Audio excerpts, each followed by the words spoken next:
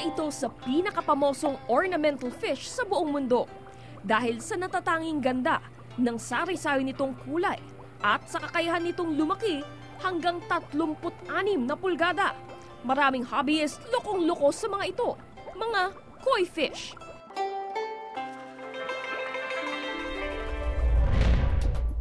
Nakilala ko si Mike, isang fish hobbyist. Nang makita ko ang kanyang koi pond, talagang namangha ako sa mga matatapat dambuhala niyang isda. Ang isangang ito parang bandila ng Japan ang kulay. Sa pond, pinalalaki ni Mike ang kanyang mga koi. Kinakailangan daw kasi ito para raw maabot ng koi ang hustong laki nito.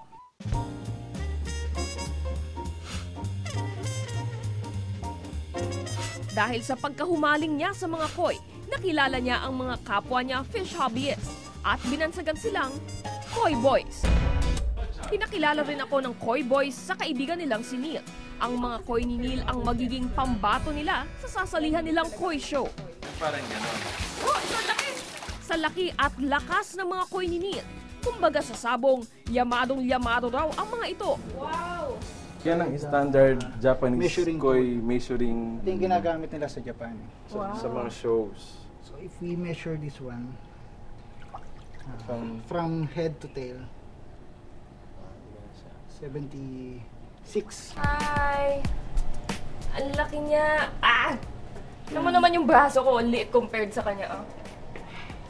Nakakaya niyang lamunin ng buo yung braso ko.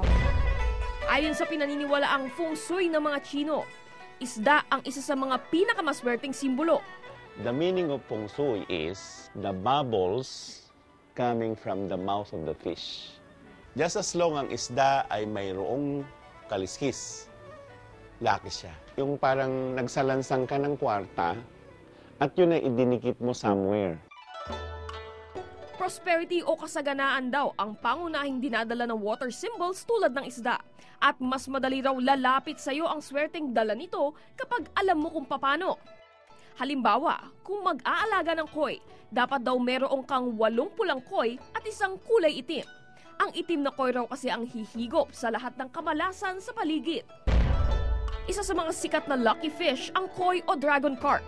Ayon sa alamat ng mga Chino, nagtataglay ng kakaibang lakas ang mga koi.